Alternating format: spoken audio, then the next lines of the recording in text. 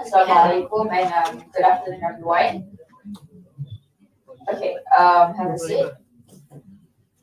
Sure. So for this evening session, first of all, before we proceed with the motion, we will having emergency motion first. All right. So the emergency motion that we'll go through first. Next slide. Okay, so for the emergency motion, we will go through the endorsement of the appointed IIUM Student Union Office Bearers that was appointed after the election. So without further ado, I would like to call upon Brother Ali to take us off here.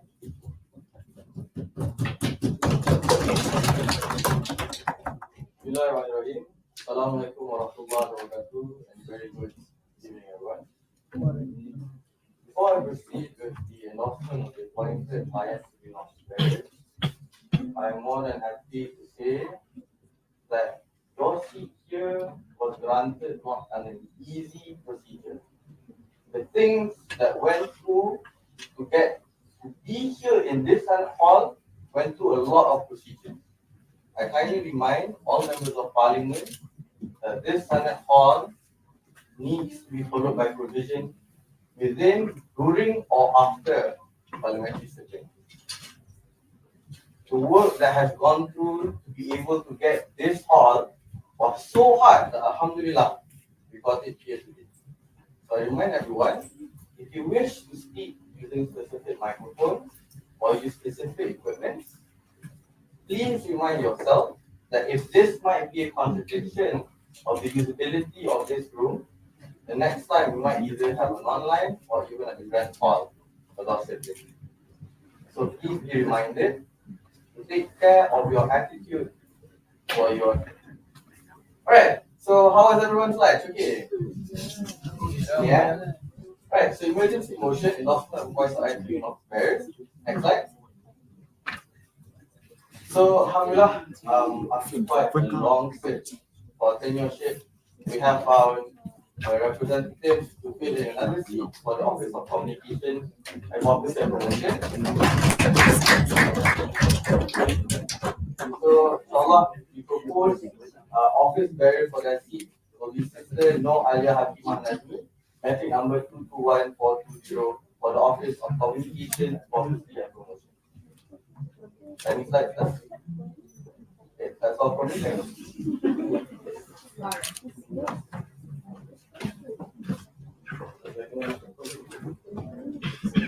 All right, so we open for debate session. If there's any,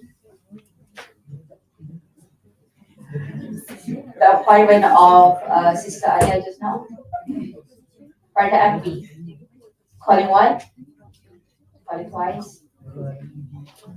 No. All right, so for the observer, none from the observer. All right, so for that, there is no closing statement, I believe. So yeah, for this endorsement of new officer, we would like to have votes of every party members. So for agree, can you please raise your hands up?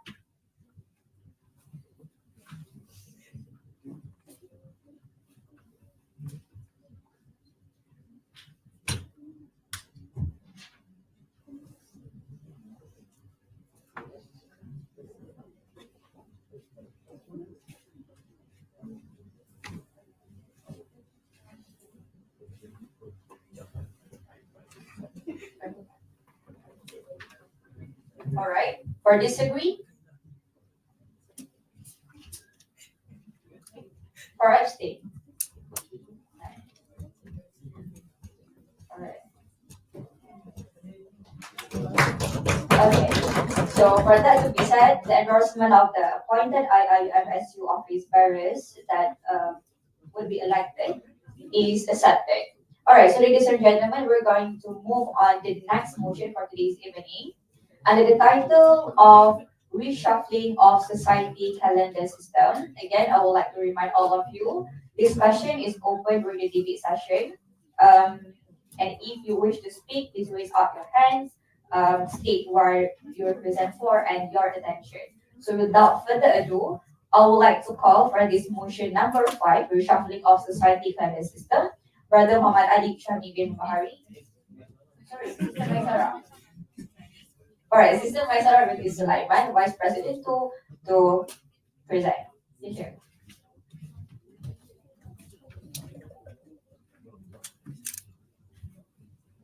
Alright. Bismillahirrahmanirrahim. Assalamualaikum warahmatullahi wabarakatuh. Ladies and gentlemen, as esteemed members of the student parliament, so before I start, I want to give sorry for the typo at the calendar. And also, let us, so I stand here today to brief the motion that for us to advocate for a crucial change for our calendar system in our society that will significantly impact not only one KPS but also all Central Cloud, MRC, and also all the KPS. So the implementation, the motion that I'll bring here is the reshuffling of society calendar system. Next. Alright, before that, here's the background of my motion. So I'll just read this one first. Holistic, the society calendar system is actually a holistic society calendar system in a university, which is our IIUM. It's crucial for the efficient planning and also balancing academics with extracurricular activities, because this calendar to promote the diversity, inclusivity, and also well-being by scheduling events systematically throughout the academic year. And also, the proposed reshuffling for student societies allows for a more streamlined rhythmic exchange between tenures instead of the transition during semester 1 of every year, which often causes a loop where societies receive insufficient planning to be executed before the halt of student review. So by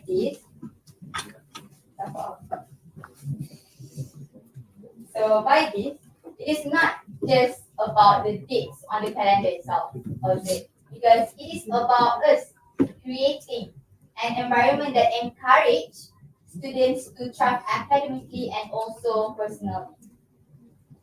And this society academic language also forces societies into a position where they must prepare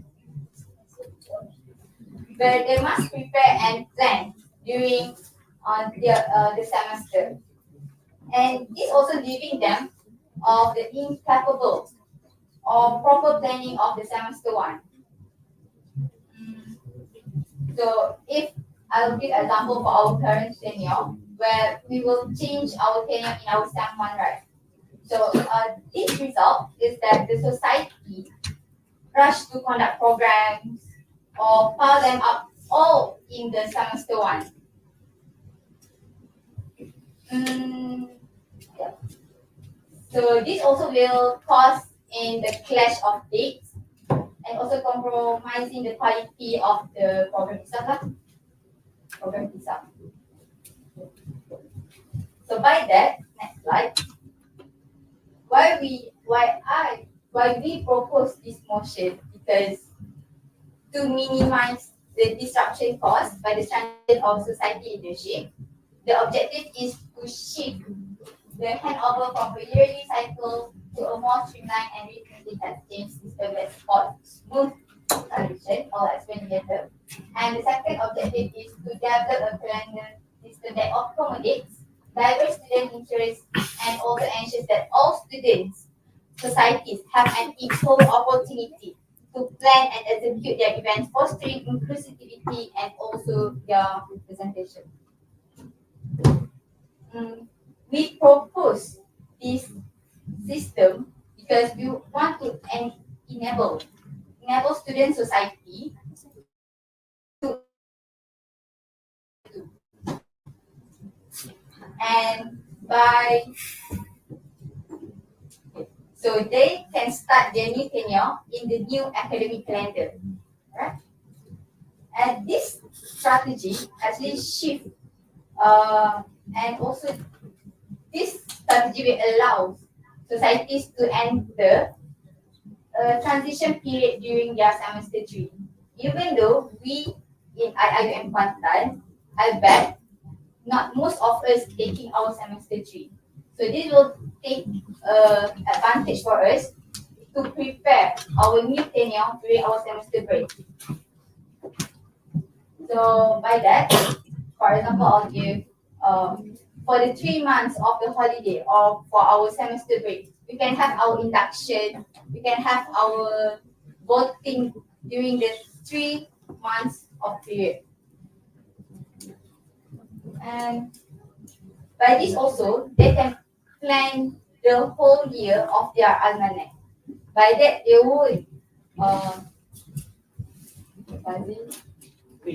waste. They won't waste their 3 months of the holiday despite that. Okay. And how are we going next slide? How are you going to implement or to shift this society academic calendar? So all the student societies, including Central Club, MRC, KPS, we have to conduct our AGM, annual general meetings, either before the end of the semester 2 or during the inter-semester break, which is the semester 3, to allow for proper planning to enter the new academic year. So instead, by the semester 1 of the new academic calendar, it will be our new tenure to start over. And the society will start the tenure with a 3 months transition period. As I said before, the 3 months transition period, they will have their preparation time. I think it will give them ample time to have the induction, AGM, to plan the almanac, and so forth. Alright, next slide. If you guys still like couldn't see how it will change, right? As we could see, the tenure of 2021 and also 2022 start from November 21 until October 22. Then we proceed with our tenure 22-23, November until October. It's still maintained on November until October. But right now, for tenure 23-24, I would suggest that it will start this November until June 24.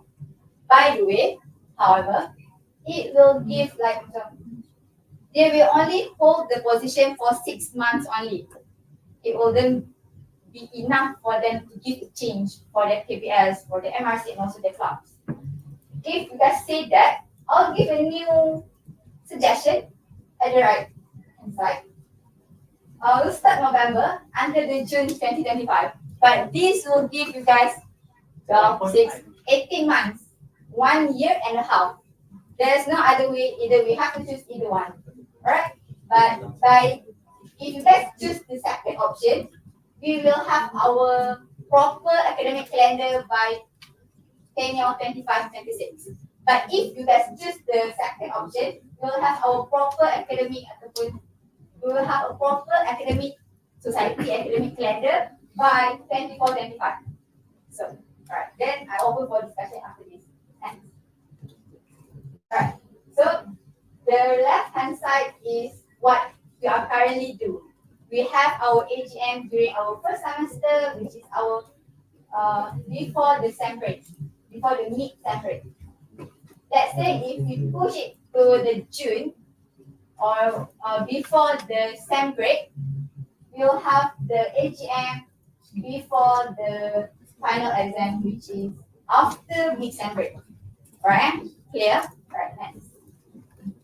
So the department that will be involved will be quite a lot because this not only cater the IIUM Kuantan only, this also will reshuffle the calendar for the Gombak also. Because Kuantan right now receive all the information or notice from the Gombak. Like our AGM right now, we will ask to do our AGM before 24th November. We have to send our report by 24th November because this is the instruction from the bombard. So, right. So they will take a lot of office. Next. Thank you so All right, thank you, Sister Maisara. Now I open the floor for discussion and debate session. MCall, please. If we allow this to take place, we will not only limit the fourth year student, but also the first year student will be able to be in the lineup. So we only limiting the year 2 and year 3 students in the lineup. And the purpose of doing the club registration, they will lose. I think it is okay, but you have to reserve a place for first year students to be in the lineup also, to train them. As a subcommittees, perhaps. Thank you. IMISD. All right, before that, any response from the proposal? Yeah. if you are talking about the club registration day, I think that wouldn't be a problem because the club registration day is to register the students as the committee. There wouldn't be a problem. But for the committee itself, I agree. But they will give an ample time for them to adapt with our society, adapt with our IIUM itself. They have to know how our clubs work and before they enter our tenure. Okay, before I open the floor for any other debate discussion, I want to ask all MPs, do you guys understand how this motion suggests? Everyone understand it? Okay, all right, next. I heard from, IMISD wishes to speak. yes, please. I want to oppose this motion actually. As a person in charge of the Office of Student Development, I think this motion actually hindered the student development itself. Why I say that? Because we actually cut off the opportunity for the first year students to join the society at all. Why I say that? Because the tenure will change before the semester commences. So where is the opportunity that are given to us when we didn't give the same opportunity to them? It is kind of unfair. And it's not progressive actually. It's going back. As it mentioned by MRC, MCAL, we wouldn't- Sorry, I'm not done yet. Wait, okay. And then I'm raising the point stated by the Vice President just now, like giving them like a buffer time to adapt with how the societies work here in IIM. Most of the students who entered here in Kuantan, because we are talking about, I'm talking about the locality Kuantan, most of them came from CFS, so they actually know already how the societies work in CFS. And also, it's not going to be a problem for the direct intake to adapt, because we have a lot of examples. As I can mention here, we have Sister Amira, direct intake students. First year coming to the first year, be the Secretary of Youth, and now as the Executive Officer for ISD, she doesn't have any problems adapting in our system. But she became a very good addition actually to us, giving her input and also like experience, sharing her experience from her past institution. So that is actually development. So that's why I oppose this motion, because I think another thing, to lengthen the tenure for POI. I rejected it. I'll give it to you, but let me finish first. Okay, to lengthen the tenure to 1 year and a half, I think it's going to be a very huge problem, especially for the third year students who are going to be in the fourth year the next year. Because for now, there are a lot of feedbacks from lecturers that saying that we don't want final year students to be involved in the societies and everything, because they should focus, especially here for the clinical and everything. So it is not impossible, but almost impossible actually for them. And it's and it will like give a more burden for them to cater the issues in terms of their society's involvement and also their academic studies. So I think it's better for the final year students to be more focused on their academic studies, because they're going to be graduating and they should be graduating on time and they want to be graduating on time. That is, no one wants to extend their studies. And then the first option, which is to shorten the time for the tenure to only half a month, it's like also robbing the opportunities to show what they can do actually. Just 6 months, what can you do? Nothing. You just want to start and then boom, the tenure is already end. So yeah, POI from system from the vice president first. Kalau ada lupa POI from yes. So I just would like your clarification. So you would suggest that we stick with the initial, the stick with Yes. I remember. POI. Yes, Mr. Vice President, Mrs. Vice President. If you are saying that by reshuffling our academic calendar, society calendar system will rob their opportunity to have a position in the tenure, do you say that? How about our student union that we change our tenure during June? I think there will be no problem for us. Because they still, the year one still can join us as the subcommittee itself. Right. Yeah. In SU as the office member, but in the KBS, Central Club, MRC, they can still join as the subcommittee. Yes, good. Yes, it really can still join as subcommittee, but we robbing the ability to join as the main committee itself. It's different joining the subcommittee and being the committee itself. Okay, for now, let's take example. As you already doing the this June to May system, what we call, or in the US they call it summer system. So we already robbed them one opportunity. Why we want to lessen the opportunity by doing so with all the KBS and also the other clubs?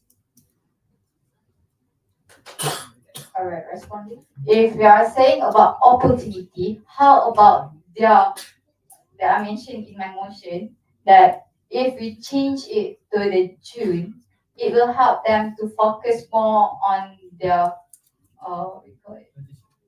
leadership and then also academic. So, okay, before I give another opportunity to speak, I think instead of giving back and forth the questions of which and which, explain further the current status quo problem, the benefits, and this reshuffle. What is the benefits and also the cons that we have to face? Anyone of you that can make it more clear?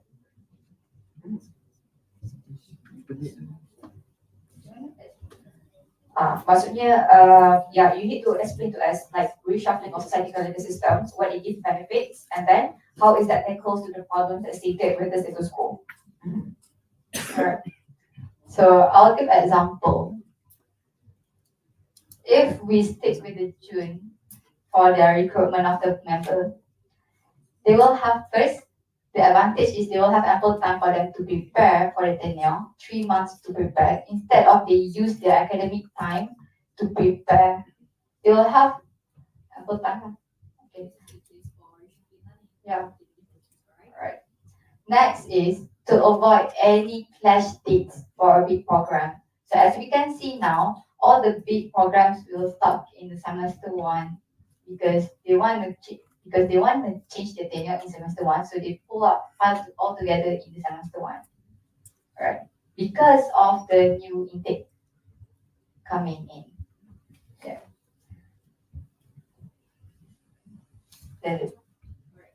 Okay, I open for discussion. Justice wishes to speak. Yes, please. Thank you, Mr. Speaker. Thank you, the proposer. Thank you, Member of Parliament. I think my debate would be not a lengthy one, but I think would take a few minutes. I would start with, I'm not opposing nor that I'm supporting this motion, but I just would like to clarify to all the members of the Parliament. Actually, the system that we have been practicing is not really clear. I think it's clear, but not been practiced, not practical. Because some of the, I'm not sure if all KBS, but some KBS, I think, the Constitution explained or provided that the tenure shall last for a year or shall last for 2 semesters. But actually, those words, 1 year or 2 semesters is actually not really, I would say, accurate. Yes, thank you. Accurate, because actually what we have been practicing is 2.25 of semesters. Because why? Since the tenure of 2021-22, the transition or the election occurred was on the first half of the first semester. And then the same situation occurs again in the tenure 2022-23, which is the current tenure. And I think it is right now happening for the tenure of 2023 and 2024, which is we already in the first half of the semester. I think it is not about reshuffling the society calendar systems. It is about making it substantial or making it practicable and clear to all, not just the newcomers, not just the new candidates of the election, but to all of us actually. Because we have to understand that this practice has been in place for, I think, 3 years ago, and I'm not saying that it doesn't impose any problems or issues, but I'm saying it's working, only that it's not truly clear to all of us. Hence why I'm not um, directing it to the proposal, but I'm just directing it to the motion. Hence why this motion uh, put in table for today's parliament. So to suggest that we change the tenure period from 12 months, I would say, to 6 months, which is November until June, or to prolong it from November until June 2025, which take 1.5 years, it will only um, contribute to the more confusion or a more inaccurate system. Hence why I think we should stick with the status quo, only that we have to make it clear by means of the provision of our own constitution that our tenure is actually lasting for 2.25 semesters. And I don't think it's an issue. You are into census? Yeah, sure. So are you suggesting that instead of what are we discussing? Are you suggesting that instead of this, we amend the constitution? Yes, because I think it is only accurate if we amend the constitution itself rather than um, suggesting a new period or societal calendar system. May I add? Sure. So technically, we are uh, we are in tenure for 2 semesters because, as you said just now, I quote you saying that we start our tenure half during first half of the first semester, and then we end our tenure at the first half of the next 2 semesters, right? So technically 2 semesters. We'll have one. Yes. Oh yeah, I just realized. Yeah, so in the end we are sticking with the status quo, right? Because I'm saying is actually because the proposal proposed that for the first option, which is we cut it until June, because we will have that 3 months transition period, so that the newcomers will have a smooth transition, as well as, or we prolong it to 1.5 year, which is, I think I agree with you that we are robbing the opportunity from them. So hence why we have to make it clear the new tenure did not start on on the new academic year, but on the second quarter of the academic year. I think we have to make that substantial enough, clear enough for everyone, so that this confusion, such motion would not be brought up. Census. So also it is only relevant that we stick with this one, this course, since if we were to choose the first option that has been proposed by the proposer, which is cut it short to June, it is actually not practicable, because 3 months of that period break is actually counted as the academic year. So to cut short that, it's not robbing them, robbing us. And also in those 3 months, we can actually plan ahead a lot of things, because we are truly free from academic commitment. I mean, just on behalf of sciences itself, we have been preparing for so many programs for this semester. So that 3 months period, it cannot be robbed from us. And then, All right, Brenda, can you please okay, answer? sure. Again, I think we just need to make it substantiate that the tenure shall start on the second quarter of the academic year, not directly start on the first on the academic year, which is on the first quarter. That's all. All right, okay, so sure. Just want to confirm, so this kind of system of semester is only applied to certain courses, right? Like there is medical, I believe the medical students and also they're using block system. Can we have like one from, yeah, okay, Brother, sure.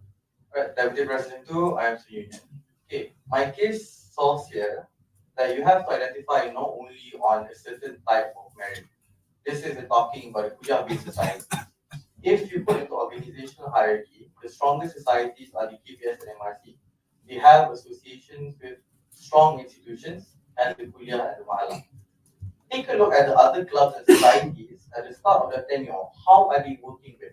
It might be working for you, but you look and see when the new tenure starts for every society, how did you start it off? Right now, from the first motion, we've always listened to major counterparts of all student societies. And let me take you an example. The English Debate Club right now, where I'm also simultaneously the president. My entire tenure of 6 people are all medical year 2 students approaching year 3. Right now, it is not moving at all. And for the past few weeks, people have been messaging what has been going on in the English Debate Club. It might be my fault, it might be the vice president's fault, it might be everyone's fault. But in reality, the transition that happens in the middle of the start of an academic year occurs more often than you think that it is. When we take a look at the academic system, of course, it itself is a bit confusing and the start of it is probably questionable. But if you want to define opportunity, opportunity itself has many definitions. If you want to say being a main committee, a subcommittee is an opportunity, then our pros and cons actually stand the same. Because at the end of the day, some subcommittees can become program managers, some subcommittees can stand to work with high committees, some subcommittees can actually work with other people. You have to understand, at the end of the day, we are actually fighting for the people at the end of the day, and the clubs which are not giving the right opportunity to actually expand. You see clubs at the start of the academic year, once they move on to the new transition, they are unable to conduct programs, they are unable to actually fight for events, they are unable to actually establish what they wanted to bring at the end of the day. You take a look at other clubs that are sitting on the outer ring of this Sun Hall today. What are they doing? Once that tenure starts, nothing happens. Then boom, right at the start of semester 1, this program on this weekend, this program on this weekend, this program on this weekend. And this keeps happening every single year. We do not want this to happen simply because you see that this is an issue that established on top with zero groundwork. Where do you see these clubs actually stand? They stand when the tenure suddenly starts. When it suddenly starts and the December line actually begins, IIUM intervenes. And when IIUM intervenes, boom, halt of student activities. And what can they do? They already waste time there. So if you want to argue with the opportunity, what happens to opportunity when they start the tenure until the end of semester 1? Where does that opportunity go? You have to tell me what happens when this period of time is wasted for them and for these societies. If you're unable to tell me that these societies cannot stand without a single piece of construct, especially with advisors who are, I wouldn't say useless, advisors who are unable to attend to themselves, advisors who give minimal to zero attention, these are the clubs which suffer. That's why we have clubs who die. That's why we have clubs who abolish themselves. It's not easy because our students don't care. Of course, we can argue leadership crisis, we can argue participation crisis, but you have to look at the ends and the means of what these societies are made of. They are made of student societies which have people that cater on them. Regardless, you can argue to me opportunity, but still, it presents itself when you provide it to them. Right now, all these people in this Senate hall doesn't necessarily need to be a year 1 or year 2. We need them to have a clear direction of what they do. That's why when you have certain societies, yeah, oh, I actually want to join this club. Then when they start, oh, I have academic class, or I have seminars, I have UNJS, suddenly they are unable to attend meetings. Suddenly they aren't able to come in. Suddenly they aren't even able to support their society, even though they're the president of that society. You see these societies crumble because they are unable to adapt. Given only 1 month to understand what this calendar system looks like. At the end of the day, these clubs suffer. The Kuliah will go strong, I admit that. The Mahala will grow stronger, I admit that. But what happens to our clubs? Right now, how many clubs are living? How many clubs are able to do themselves? Where are the clubs who did not attend this parliament sitting right now? Tell me, how can you prove to me that opportunity actually works in the long run when right now we are in a crisis that attacks every single society? You can look at your society, but remind yourself the other societies which are dying are our amanah. We together in all the societies support themselves. Of course, I admit that there will be cons. Year ones cannot join, year fours will be limited. But look at where we are now. We are currently deteriorating. Without an actual cause to revert all this crisis, then how can we actually support it? Learn to realize that people like me coming from clubs who only have 30 members but only 3 people come to a training cannot survive.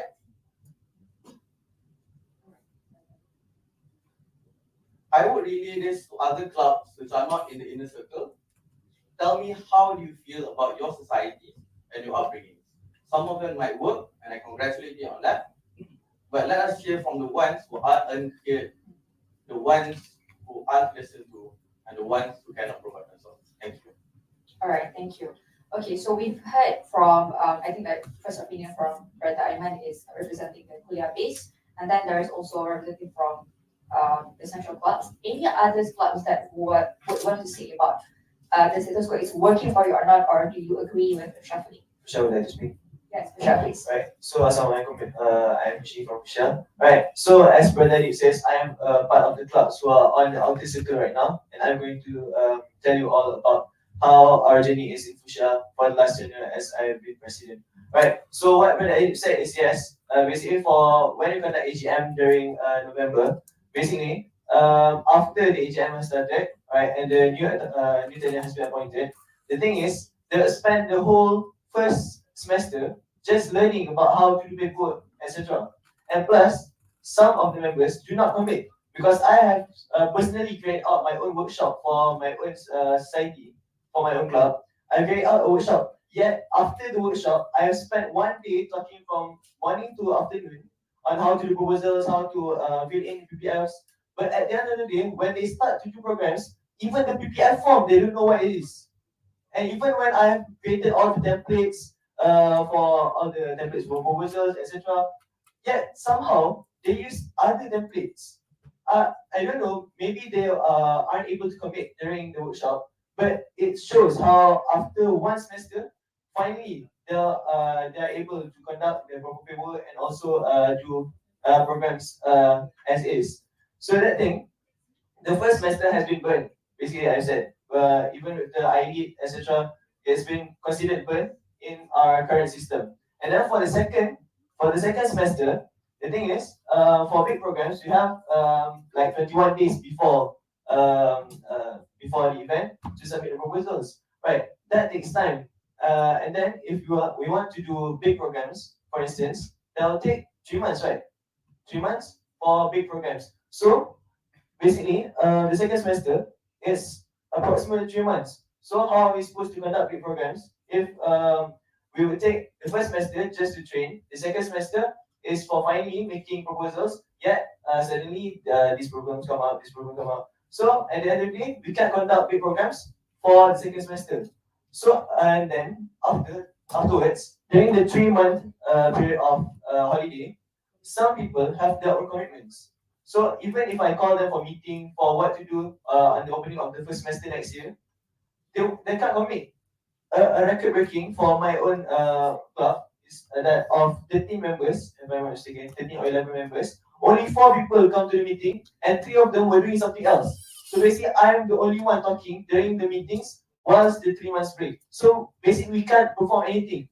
Even when I ask them to do proposals, to plan for what to do after on the next semester, no, they aren't able to.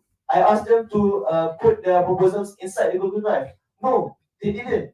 No matter how much I told them. So basically, it's what you are seeing now, Fisher. How many programs are we able to produce? Basically, lots of time has been burned. I don't know why.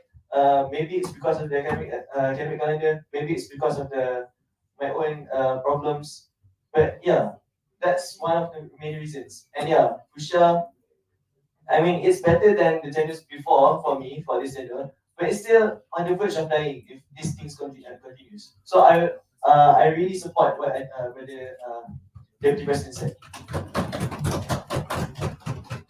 All right, on the soft element, here's to clarify a few things, right? For under the status quo, if we stick with the status quo, we see that the status quo is only working exclusively for only major societies, right? And risk that we have to face is some of the clubs are dying with they state that the reason why the meaning is dying because of the system itself. But for reshuffling, for the proposal, we have the adaptation period, right? So for how long does this new system will cause the tenure to actually hold the position? Can you bear? Before that, okay. Alright, it's okay. Can you bear? Yes, please. May I speak? Okay, thank you, speaker. Okay, I would like to state my opinion as I agree with Brother Adi and Brother Fusia. And as I'm reviewing both opinion regarding either we stick to the status quo or we reshuffle the social calendar, the only problem I see in reshuffling as brought by sciences and ISB is firstly regarding the opportunity of year one, right? Okay, I think the problem of opportunity to year one actually can be solved. Maybe this is my suggestion. Either like by the say, we give opportunity by letting them join a subcommittee, and then we still give them the position in handling a program. For example, if we manage or handle a big program, they can be a secretary for this program, they can be the treasurer of this program, so they can still get this opportunity to learn about how to handle program and how to be in higher up in the club too. So actually this already solved the problem of the one doesn't give given the opportunity. The second the problem brought up by sciences, as I remember sciences stated that the tenure does have 3 months of semester break to for them to planning for the next tenure, right? I think this is quite weird because you guys already finished your tenure by we goes to the new semester. If we stick to the status quo, if we reshuffle the society calendar according to Sister Maisara Vice President suggestion, actually when we do the reshuffling and then we can plan the HM at the inter semester break. This helps actually the all the clubs to plan their own program in this 3 month intervacation semester. So these 3 months they can learn how to do PPF, they can learn how to do proposal, and they can plan all of their program well during this break. And when the semester when the semester start on the October, all of the programs can be done as early as possible. So actually this is a very good suggestion and have already captured all the problems for regarding the opportunity and also regarding this semester break. Okay, thank you. Thank you so much, Olivia. Okay, this is the end for the debate session. Now because I think that this motion is also like mentioned by proposal affect the central, so I would like to hear some from observer. I wish to speak. Speaking as the member of student affairs committee itself and as someone who's been dealing with management this entire month, I wouldn't say that this proposal is not feasible or it's not we cannot implement it. We can implement it. It's possible, but we're playing with the current SSC timeline, and we're playing with because if it's to be brought to central level, then I think I'm not sure. I'm seeking clarification from speaker. I think this motion is supposed to be brought to central parliament sitting if this was to implement for central club. But regardless, we're playing with the current timeline of our management. So you see, when we play with the reshuffling of society calendar, we're playing with I think it will be include step IIUM step up, and because it will involve clubs from Gombak and Pago too, and realistically speaking, the next is we can this proposal to the next SAC meeting, and it can be approved by the members of SAC meeting, but I'm not sure the implementation is it possible for us to do in the nearest time. So you might think you might bring this proposal knowing that this this society calendar system will be implemented during your tenure, but it might not be that might not be the case because it might be implemented during the next tenure. So this is the, I would say the timbang tara. Yang is it here? Don't translate. Okay. So speaking as an HCC members, it's possible for us to bring this to the next SEC meeting, but I'm not sure whether the implementation will be in the nearest time. All right, thank you. Okay. Now and for the observer session, I'll give back closing statement to the proposal for you to restate back if it's implemented, like what is the mechanism, sorry, not the mechanism, what will we get?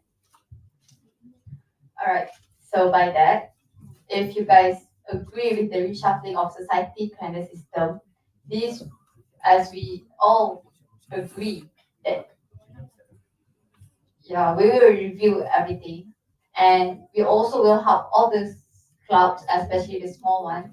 And if speaking about this SEC meeting, why we wouldn't what you call it, bring this motion to bring this issue to the SAC, because we want to hear all the voices from all the clubs, society, from IIUM also, because we want to bring all your voices to the SAC meeting.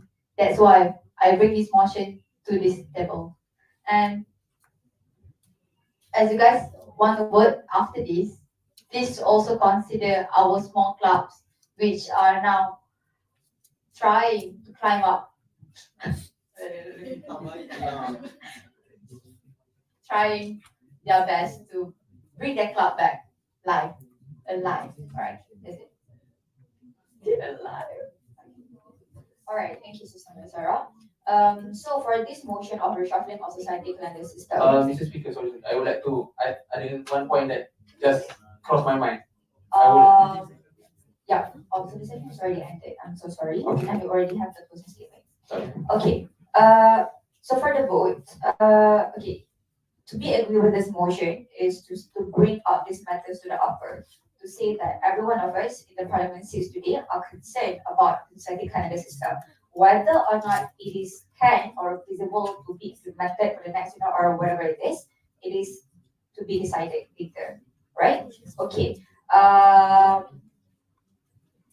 All right. So we will move to there is no amendments, right? Okay, no amendments. So we're going into the POI voting session. We already have no POI. questions for speaker. All right. Okay. I want to ask. Question for speaker. Okay. Okay. So I want to Okay, ask, right. yeah, let's say if this motion is approved, so this motion will be brought up to the higher ups exactly as it is, right? If there is We no will review back, as I mentioned before, All right. So of will meeting of ISD. All right. Because I concern is that if the motion is approved as it is, so it should be brought up to higher as it is because it's approved in the parliament. As we Okay. discussed now. All right. So during this parliament, we have the debate session, right? So we're considering all the voices and all the suggestions that are coming from all of you. So it's not only about what they propose in the mechanism, but also the minute will also minute all of it, the concerns that you brought up in the parliament. Okay. All right. So that will be the case. So for now, we're going for the voting session. For the fifth motion is the fourth motion actually for today, reshuffling of society calendar system. I call upon vote for agree. Please raise your hand. Straight up.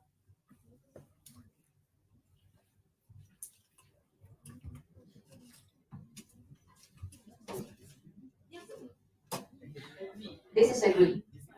Alright, please maintain your hand. It's an agree. It's agree. Setuju. Alright.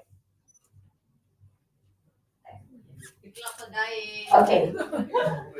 Now vote for disagree. Please raise your hand.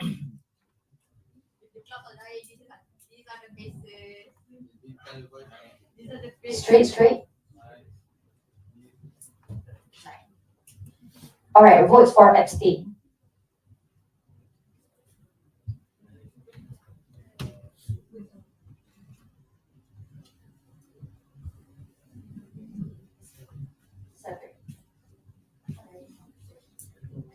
Alright, for that to be said, for this motion number 4, reshuffling of society calendar system,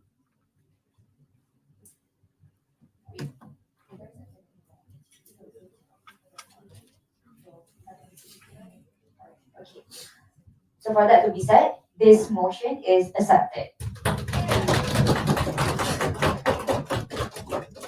May I know, Speaker, how many agree?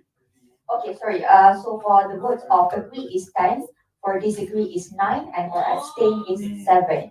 So we disregard the abstain. So we say that agree is 10 over the disagree. Only one difference. Alright. Okay. I do agree both clauses on the inner circle and outer circle arguments. I will not deny what the inner circle has said, but we will be bringing this to the campus director. We brought upwards and upwards. We will include all the answers. We'll include all the minutes. I think the best way is that we will have a discussion or meeting with everyone outside of Parliament to discuss back on the pros and cons. Assuming we will be bringing this either through the motion itself or not, but it will be brought on the matters, everything that has been debated today. So not only just what has come from the ones agreeing lah, inshallah everyone's matters will be brought as well to the cabinet. Alright, please bring all without bias, okay? All the concerns. Okay, no, I'll just. Okay, so now we're moving into the last motion for today. Okay, so. Everyone's okay for us to move on to the next motion? Okay, so the next motion is under the title of Enforcement of Complaint Platform to amplify student voices towards IIUM staff. Alright, so this will be our last motion for today. Now, without further ado, I would like to call upon Brother Muhammad Amir Rushdie bin Muhammad Razi from Student Empowerment Committee to present the sixth motion. Thank you to the speaker for giving me the opportunity to present the sixth motion, enforcement of complaint platform to amplify student voices towards IIM staff. Right.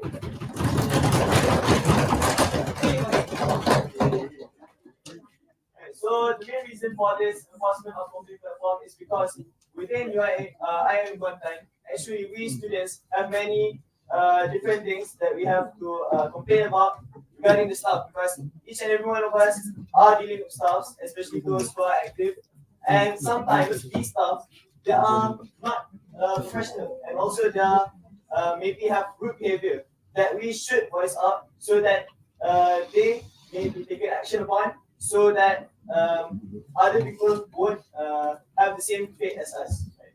So, you see the next slide. Introduction. Most staff members of IIM Kuantan are highly civilized and professional. I'm not saying that all of them are rude, all of them are unprofessional, but I'm saying that some, maybe 0.001% of these staff members have these personal problems. Yet there are select few who manage their journey image by being highly unprofessional, as well as being rude to others, especially students. It was discovered that students lack the proper efficient channel of complaint, although the IIM system provides the Office of Ombudsman, which is based in Gombak. There is no such office here in Kuantan. So if we are to make any complaints regarding staffs or even services in IIM Kuantan, we have to go to Office of Ombudsman in Gombak. And yes, although there is a platform, but that platform is very inefficient. Just along our stay here, is there anyone who has ever heard that their complaints have been taken action upon? No. Right. So basically, that's the case for today. Next slide. Alright, so this retrieved from the Office of Ombudsman website. So this Ombuds deals with informal complaints. You may channel a complaint through voice, through email, or even any other medium. And also, you may be chose to not be revealed of your identity. But actually, if you can see before the triangle in the middle right there, I don't have a pointer, so I can show. Basically, what the Office of Ombudsman does is that they will take a complaint, but they will not take any action upon it, other than relaying it to the proper people involved. And for most of the things in one time, if we use the Office of Ombudsman, we'll send complaints to Gombak. Gombak will then send complaints back to us, especially at the campus director. And I have personally met with the previous campus director, and then even he said to me that if you want to complain, first it's better for you to bypass the Ombud system, just complain straight to the campus director, and then the campus you can choose to complain to Ombuds. with the annotation that the campus director has annotated regarding complaints. But these are for people who have personal connections to the campus director, who can meet the campus director. But other than that, this is your only platform, and it's very not efficient for us to use. Next slide. Okay. Here's a bit of background. There are several cases for the motion itself. Right. So for case one, Office of Security Management of Service one, the main body we trust to ensure safety in our campus. However, some students complain that some of them lack professionality and lack manners and ethics. Some use harsh words and even curse at students. Even though the students have admitted their faults, have chose to obey the others, but still they are berated, especially in public. And I am one of the victims actually. Yes. As the motion. Yes. Next. And so for case two, there's other than Office of Security Management, technicians have no notice for service and enter without permission at Mahala. The students are not in room Mahala. They just enter the room without without telling the students first. It appears very today, especially the females. Now this one is related to nature gas, in which, as I stated before, some of the staff lack proper etiquette, in which they just enter female students' room without notifying them earlier. So there might be some cases that they are within their rooms and suddenly they heard the knocks. Maybe they thought it was their friends. When they open, it's a technician. So I don't know how's the condition within Mahala, but these are some of the stories I hear from the students themselves. Next. And case three, this one was supposed to be a separate motion, but it was rejected and then it was placed under this motion because it has some similarities. Students were ordered to do hazardous and laborious tasks such as to install aerobic canopies and draw field lines with the sole reason to save budget. Now this was during a sports program, in which sports services department actually asked the students to do all these hazardous and laborious tasks themselves because they said that they lack the budget to actually employ other people, professional people, to conduct these things. So you can imagine that while installing the aerobic canopies, what happens if the canopies fall onto the students? Our main purpose here is to study, and all these programs are just side things that we do to enliven our lives here in campus. But if the things we do here are causing harm to ourselves, what's the purpose? It endangers our original role. And thus, the job shouldn't be done by students. If you have other contractors, such as they were saying, to do these laborious jobs, they have their own insurance and also they are paid to do these things. But we do these things not being paid because we want to enliven our campus ourselves. Thanks. Alright, here's a hadith that I would like to include.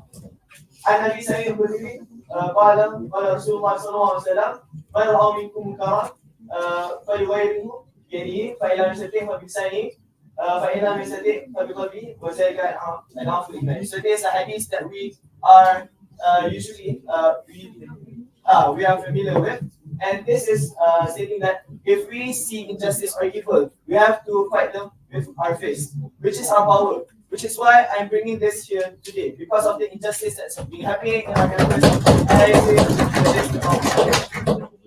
next.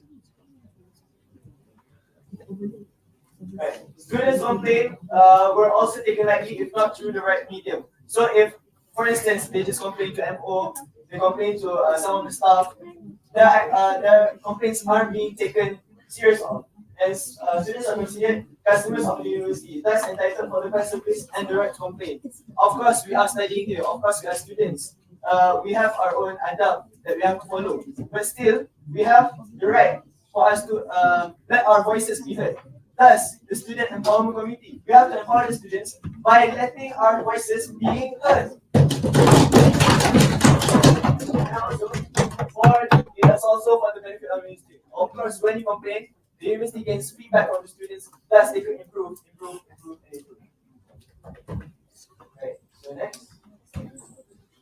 The objective of our motion is to ensure that students are able to break their silence on injustice that is happening within IIUM Kuantan through a platform to prevent exploitations of students for the merit of any KCDI or MOE.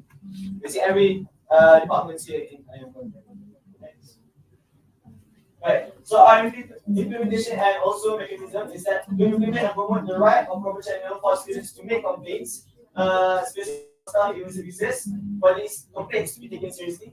And one of the least they could do here in Kuantan is for at least have an office of ombudsman for us to personally channel our complaints right here in our own locality.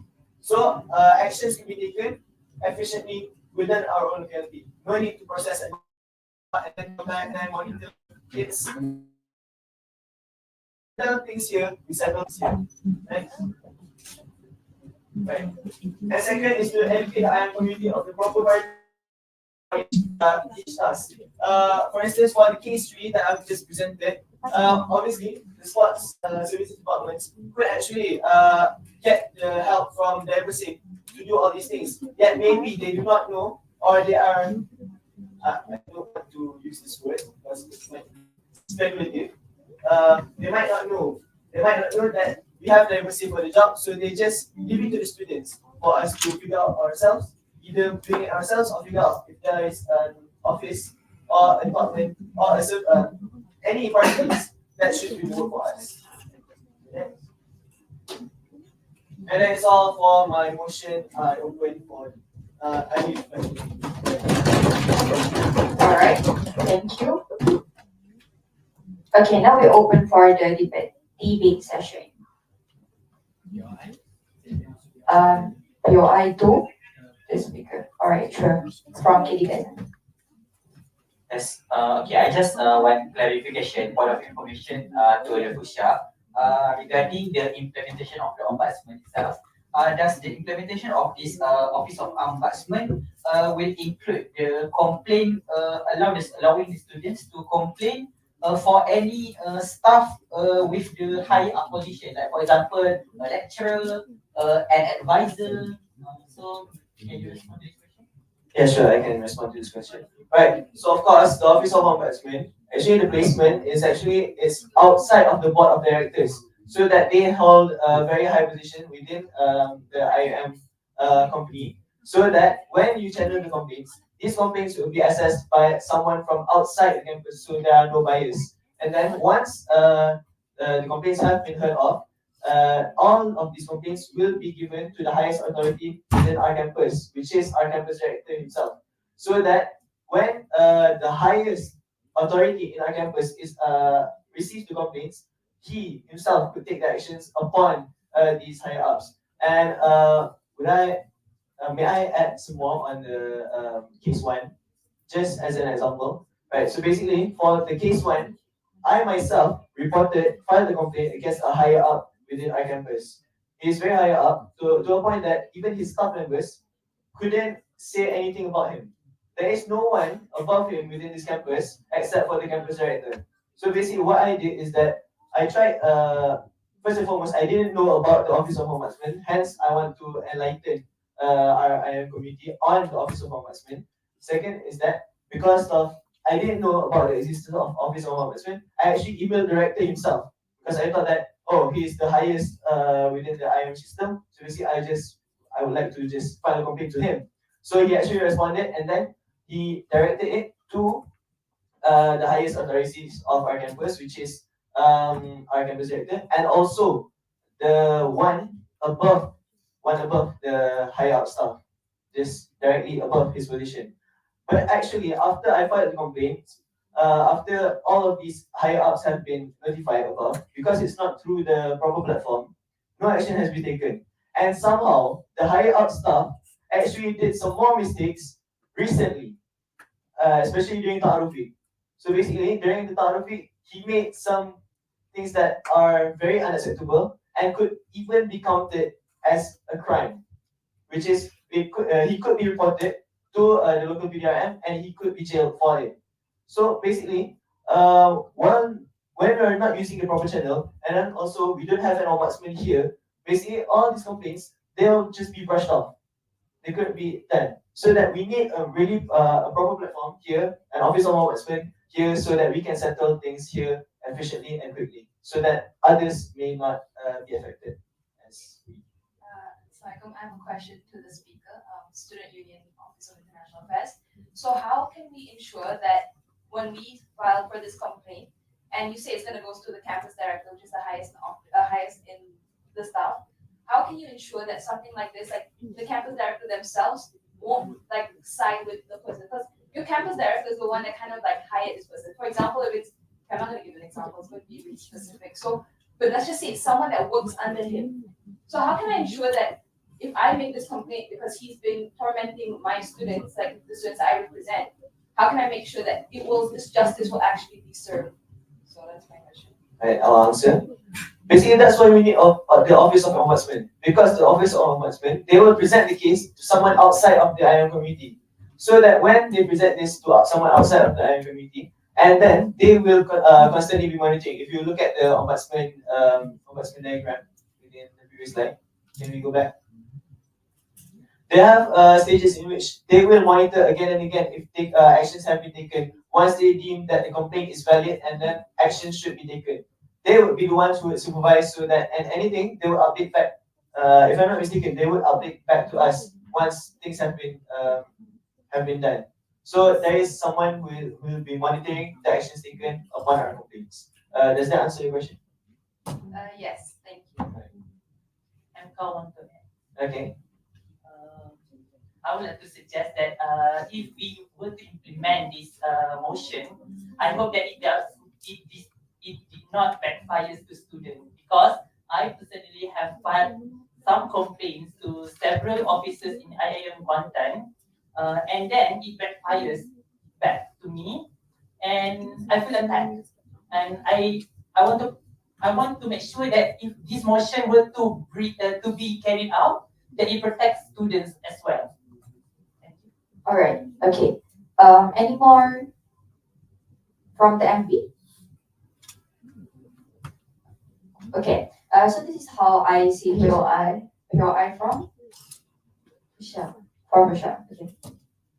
Alright, so means that we want to have like another platform for the students to report, because the ombudsman did not give their full commitment. Also, is it okay? Is it a good platform or enforcement? Basically, it's a localized platform, and what's the second thing? Speaker mentioned this now. Second thing, enforcement. Oh, yeah. Yeah, basically, a localized platform and also the enforcement of this office itself, right here in our campus, so that we may settle complaints in our campus locally. Alright, so we want to settle it by ourselves in Kuantan Yes. without including the Gombak. Okay, John. So it means that we will make another body that already exists, which is the ombudsman. Okay, a little bit worried. All right.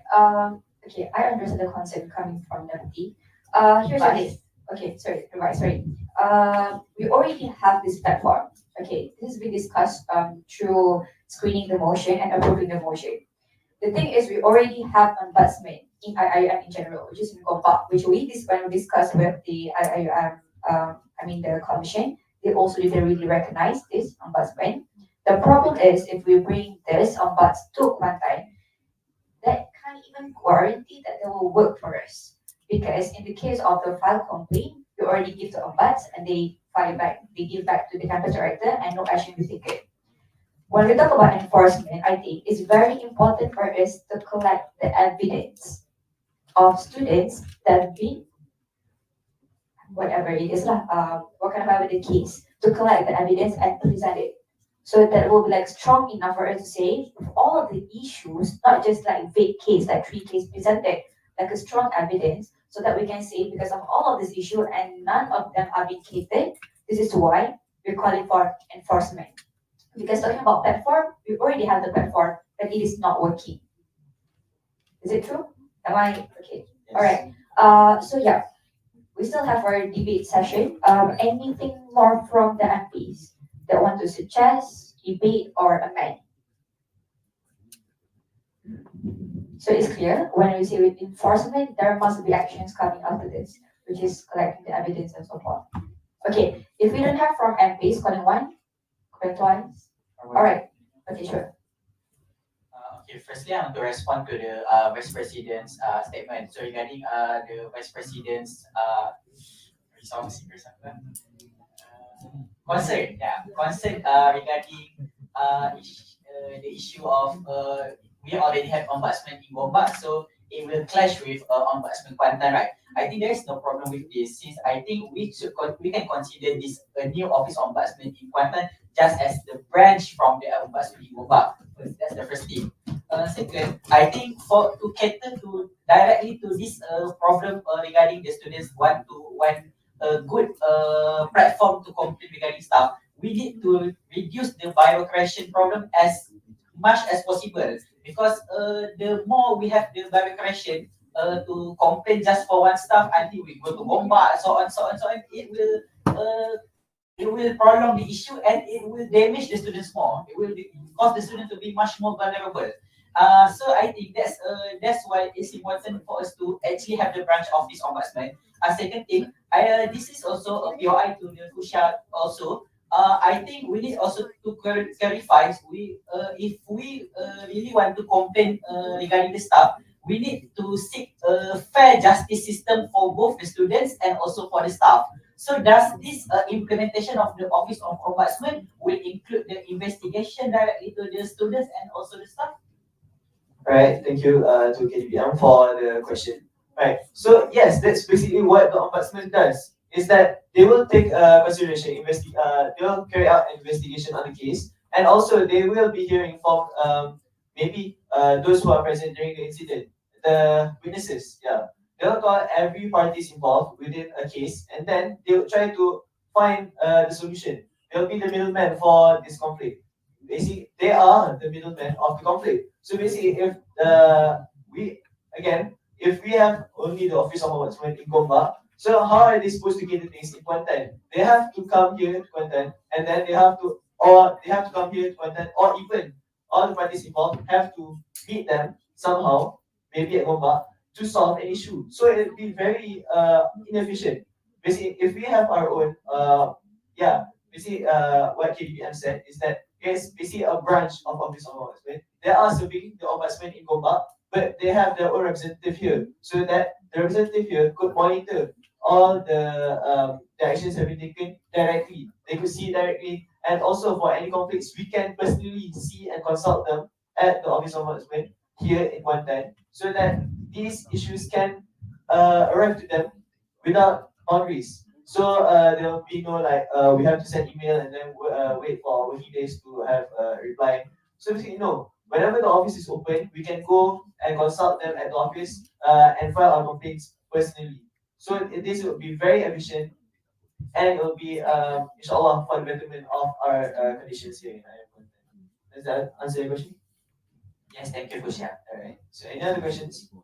I have another question, yeah, it could be a question. So, for example, like, it's not exactly a complaint. Like, what if I don't have a complaint about a specific person, but more like how the system is working? Because oh yeah, like Service. service. Because how is it that, like, okay, I'm going to give an example, which is from my experience, that I have to go to, first of all, because I'm an international student, so I have to take Bahasa Melayu course. So I had to go first of all to the office of my kuliah, and then they told me to go to office for academic office. Then I have to come here to the OCD. Then they told me next go to CELPAT, and next I have to go contact the lecturer. Why do I have to go through all these like you mentioned earlier? Like, I pay these staff, okay? Like, I don't want to sound like a spoiled brat, but I pay them to do their job. Why do I have to go run around and then do their job for them? It's not just. It's like I've noticed this in the past few weeks, especially after becoming like a student representative, is that I'm doing the staff's job.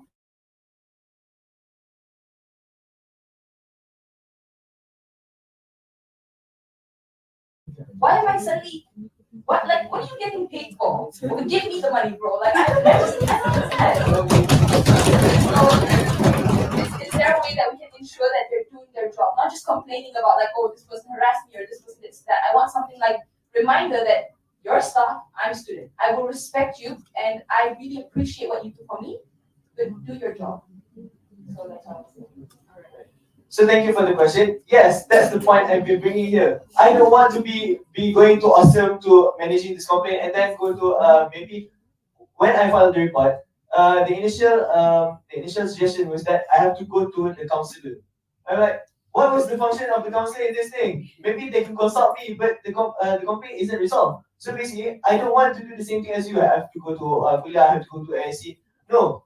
After this, if we have the ombudsman here in IIUM Kuantan, we can just go to ombudsman, file a complaint, and they'll take care of the rest. They'll have to be they are the ones who will be calling out all the parties involved. Maybe for your master issue, they'll call everyone. Maybe they'll call Salpat, they'll call the Kuliah, and they will resolve the issue. And then when they have to gather the evidence from you, you just supply the evidence, and then they'll take care of the rest. And then for any action that have been taken, they should be the ones who will be taking care of this. All right. This issue.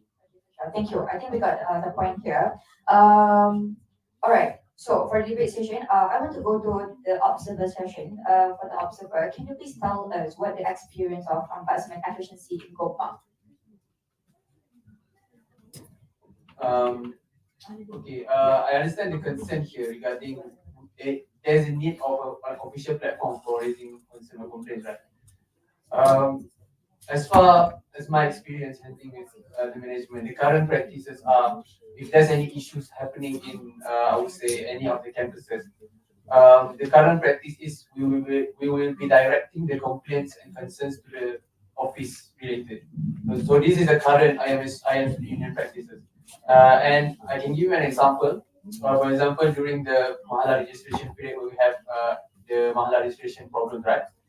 It might not affect Kuantan, but actually the main problem here is the main problem that we address the issue to RSD is actually the lack of centralized SOPs for Mahala registration because there's an issue where each Mahala office have different I would say direction and decisions on Mahala registration.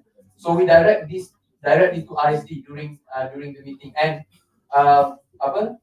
during the Mahala registration issues, we actually from IIUM we actually propose as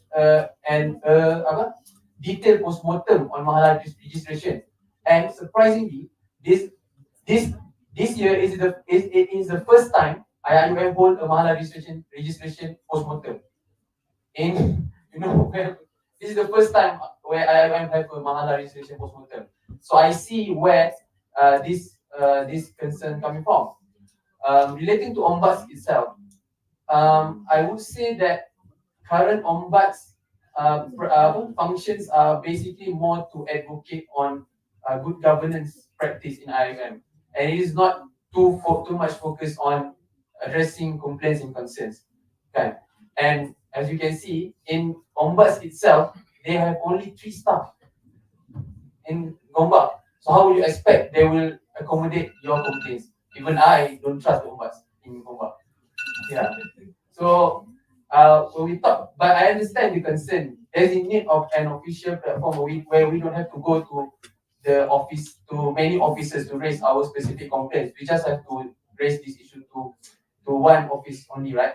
And I understand the concern here. And what I can assure on central level is I will bring this to Ombuds office in Gombak. I will raise this issue because I think there is a need of Ombuds to actually there is need of to empower Ombuds to empower its function as an official platform for complaints because that is the main mission of Ombuds itself. So that one I can assure you. I will try to bring this issue to Ombuds at Gombak, and whether we will see whether this motion is feasible for us to implement it, as it will include the additional staff and the opening of new branches of offices. So it might happen, and I will try to see and negotiate with the management lah as feasible as we can. So.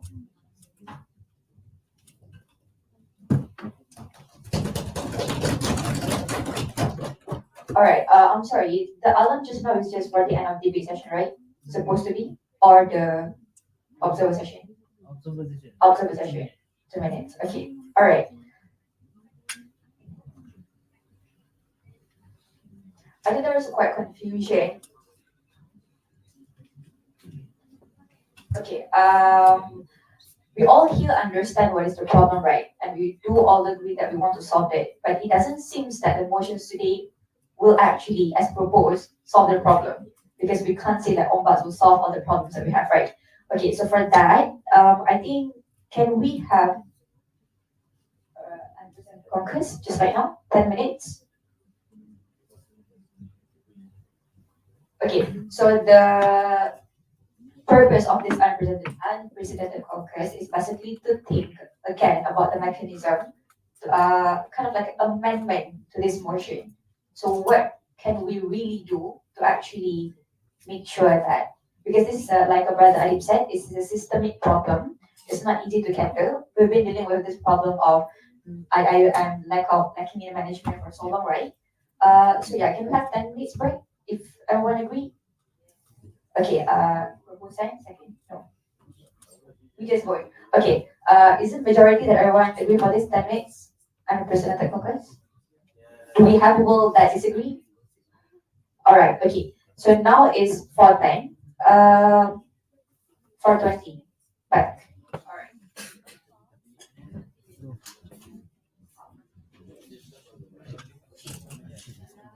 Can we just discuss on your mind, okay? Yeah, sure. Okay, this I will include that kita ada masalah dia. Okay, you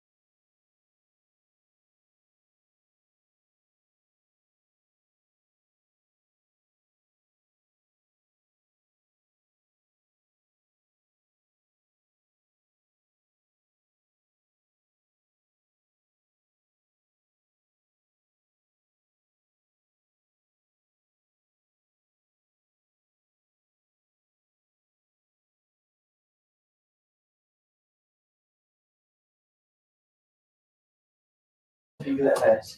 So basically, yeah, so it's either way, it's either legal affairs or even ombudsman. But I guess maybe in I am contacting first. Maybe either the deputy campus director, office of deputy campus director, and also office of campus director needs to have their own platform so that we can channel our complaints to them, to the highest quality content. if you know my suggestion, Yeah. it will be better to direct immediately to Ola. Because Ola is we have something called the IUM, whistleblower protection policy. I think I've said this before. Yeah. So the whistleblower protection policy, if you report someone, you are protected by law, somewhat like the witness protection program. So it's always better to put the law.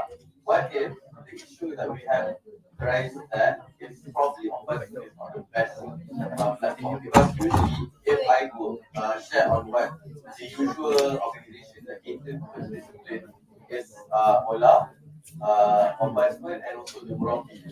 So Murabi is more like Islamic based.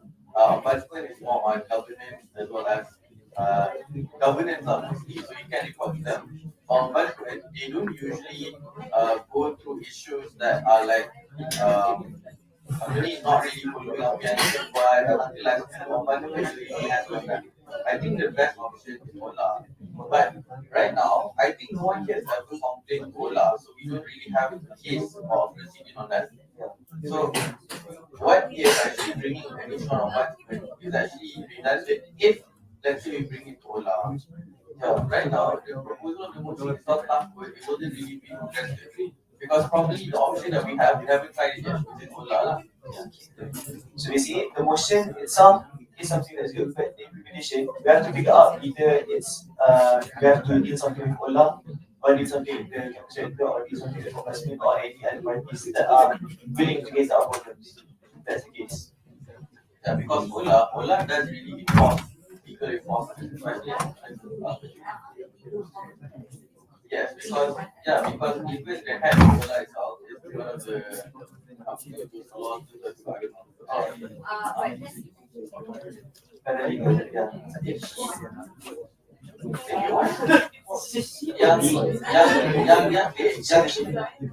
Madam, because the highest one is the Arif.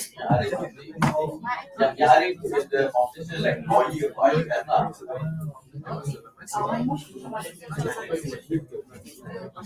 Even because when I went to Ola, they did say, oh, you want to begin the but our students never really talk about that.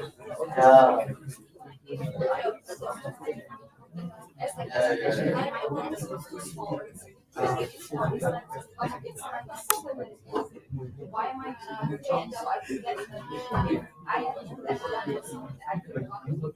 I think it's something if we feel like this we're like mindful that we're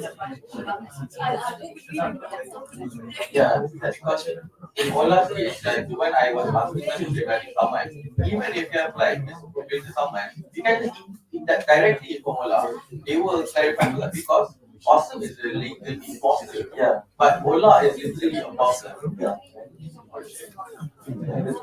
subsidiaries of IIUM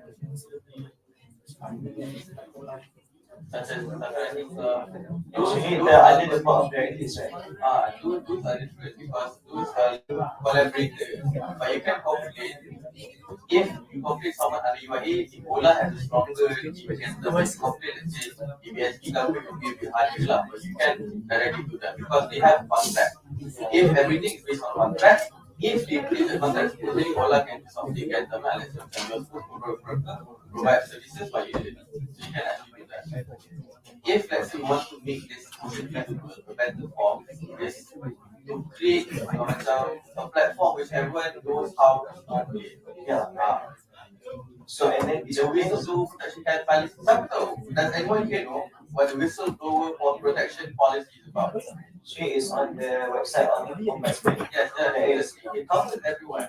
So supposedly, memang a lot of students don't know about it. They think that if you complain, something will get to you, something will happen. But that is the jaminan lah on that matter, which we need to promote to the students. Our students don't really need to complain. SFS is the option because SFS is going on nowhere lah. So for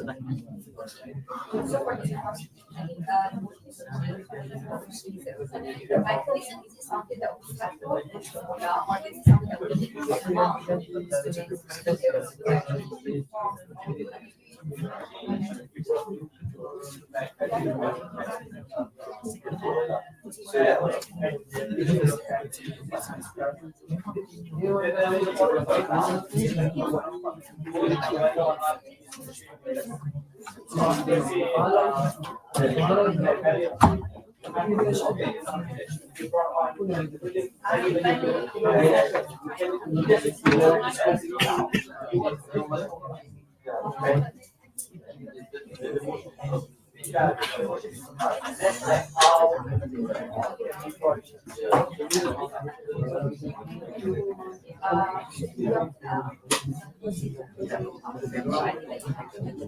Implementation, there are several options which are we Ola, which is the candidate. So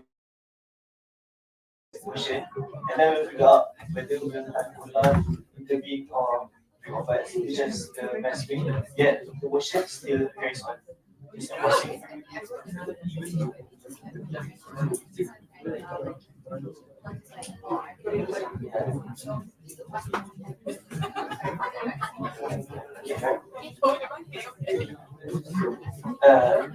title.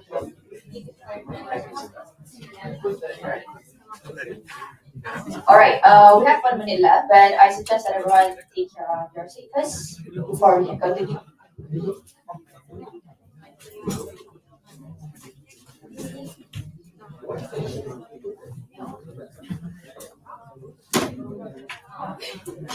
We have the quorum, right? Nobody gives.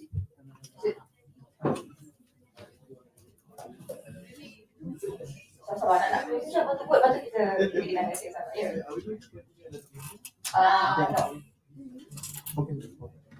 Sekejap, then I'll talk with the after this.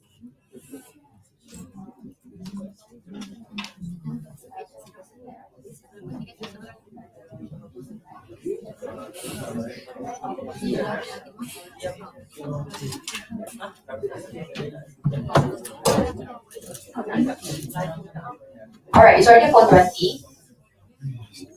All right, so members of the hall, now for the motion of enforcement of complaint platform to amplify student voices to IIM staff, we already have the unprecedented caucus, and we discuss on certain things. So here, I would like to invite again the proposal to do the closing statement and offer to us why we should agree or disagree with today's motion. Please welcome, brother. Thank you, Ms. Speaker. All right. So after the short focus we had just now, we have discussed on the implementation of this motion. Technically, we all did agree that the motion is something that is should be talked about here in Parliament. But again, the implementation for the implementation that we have suggested, which is the bringing a local ombudsman here in Kuantan. Actually, there are some constraints, and it may not be the best option. So, for the implementation and mechanism, we will be discussing later on. Maybe there are some other candidates that we might need to approach, such as the Office of Legal Affairs, because even the Office of Legal Affairs caters for complaints that we have, and they have more power in certain jurisdictions other than ombudsman. So that more discussion is needed within this topic, but yet the motion itself, enforcement of complaint platform and to amplify student voices towards IM staff, is a motion that may be passed depending on the vote. So basically, when this motion is passed, we will have a discussion on who will be the appropriate parties that we should include in our own locality to solve these complaint problems. So again, I would like to reiterate, if this motion passed, we will have a discussion again with the appropriate parties, maybe Ola, maybe Ombudsman, and also maybe the members director. We will try to figure out a solution to all these complaints that will be channeled by student and how we are going to implement this complaint platform. Right. So hence my closing statement. All right, thank you. Okay, for that to be said, can we cast a vote now? All right. Okay, so for the motion of enforcement of complaint platform to amplify student voices towards IIUM staff, please raise your hands if you agree with this motion.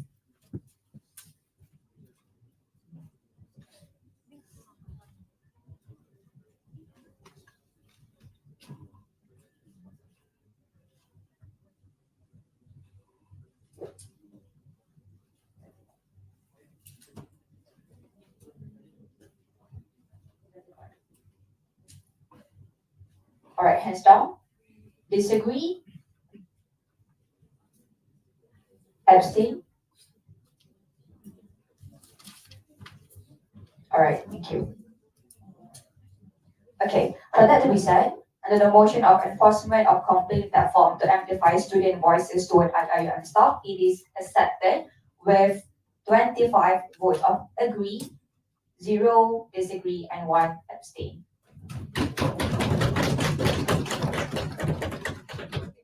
All right, so So that remarks the end of our motion for today. So before we end, I would like to call, I believe that there's an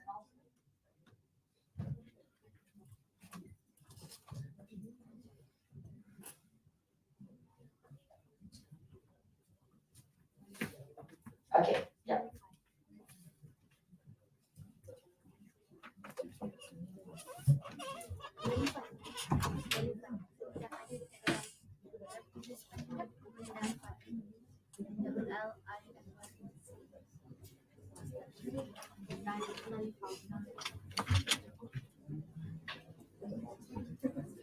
Assalamualaikum warahmatullahi wabarakatuh and good evening everyone.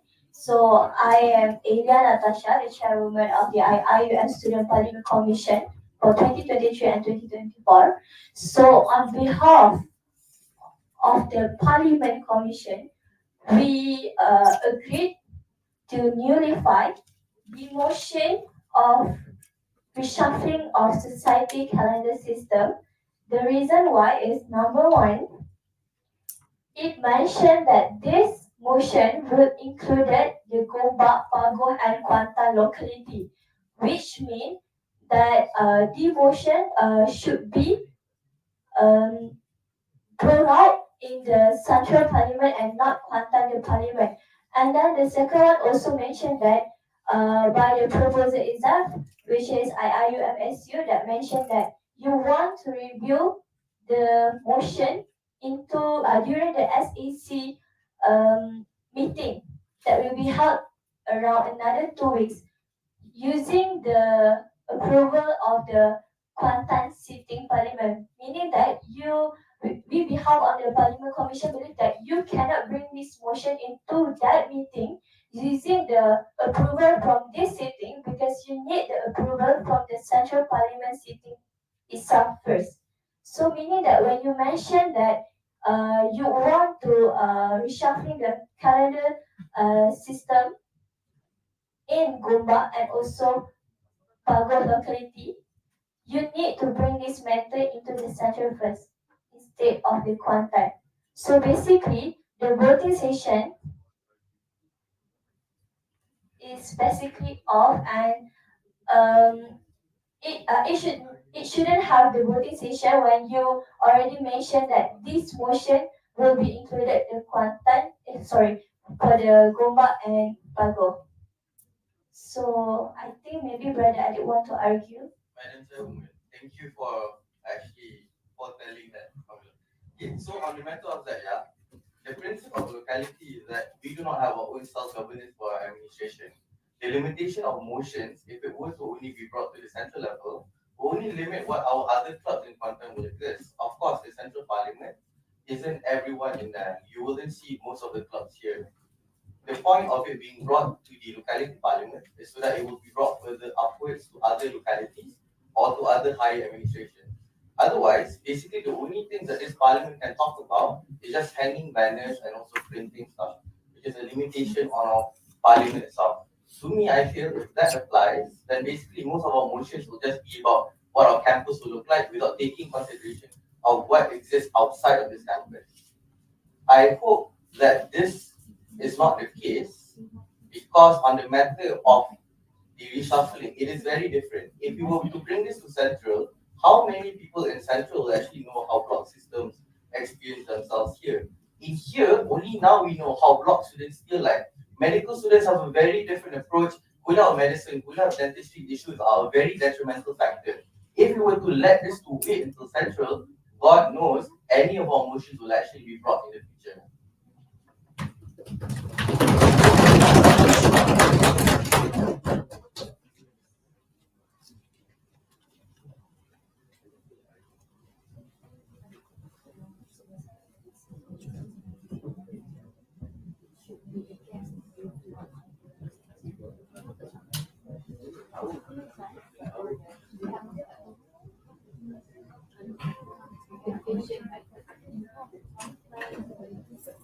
And on another point, the reason why it includes all the other campuses is because the circular comes from the student, what is that number? Student activity, I don't know.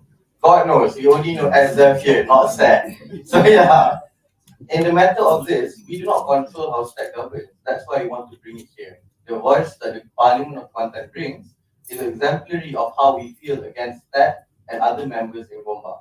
That is our stance as Kuantan, and it should apply to all forms of motions.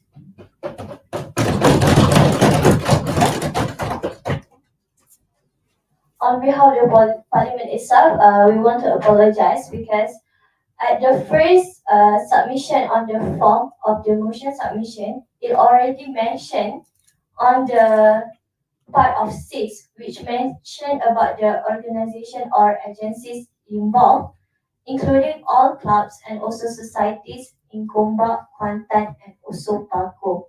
So meaning that on behalf of our parliament itself, actually at the first place, we are overlooked on that motion that basically actually we can't approve the motion to be bring in this parliament. So that's why we believe that for the voting session itself is actually not verified. Before you continue, I would like to ask the chairman of the commission, what is the purpose of a locality parliament? So basically, we believe that the function of the parliament itself is to discuss certain issue, including the welfare, the health, and also. But actually, okay, we believe that you can touch about even the other matters that outside the IIUM itself, even though even actually about the other locality. But the thing is, when you want to bring this approved motion to be discussed on another meeting, actually it is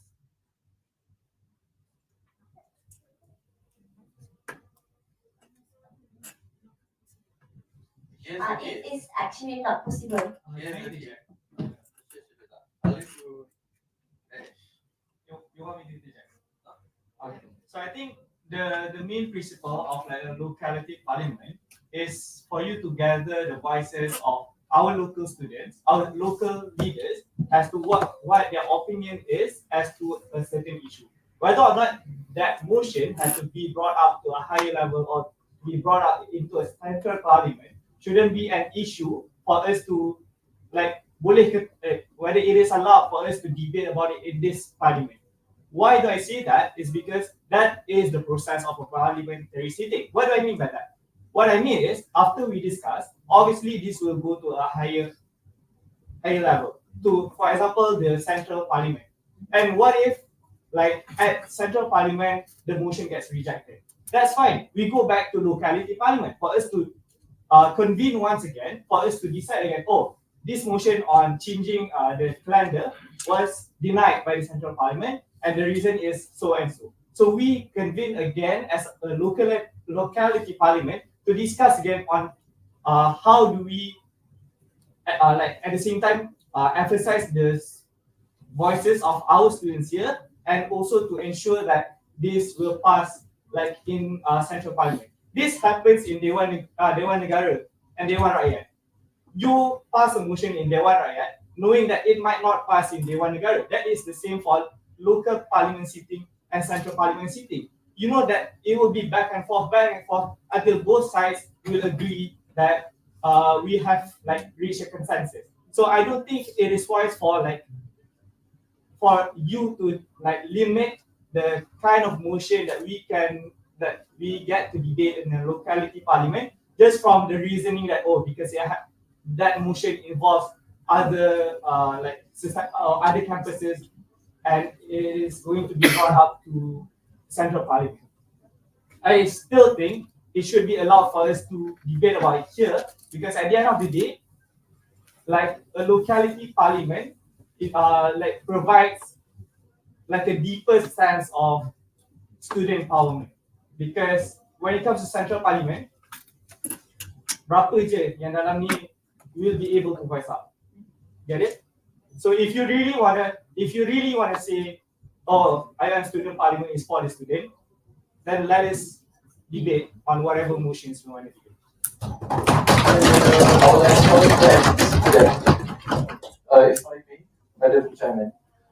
I agree with the honorable members for ADC.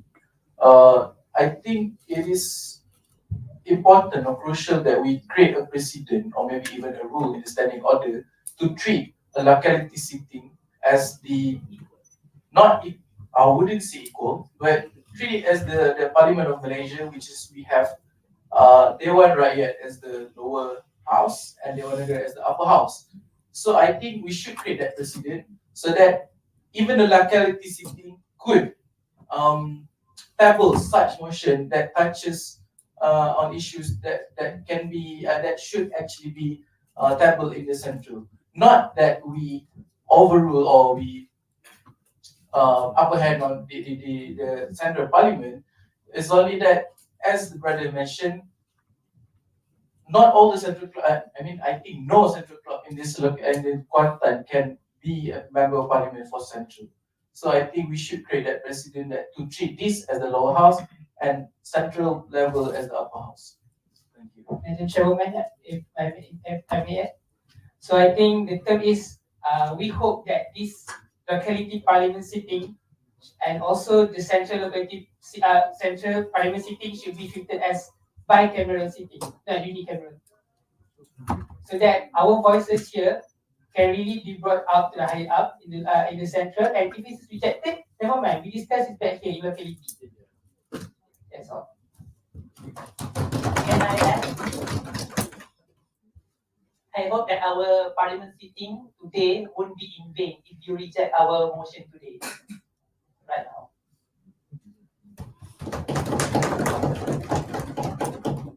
Okay, we need 10 minutes to consider all your opinion and we get back to you soon. Like 10 minutes, please.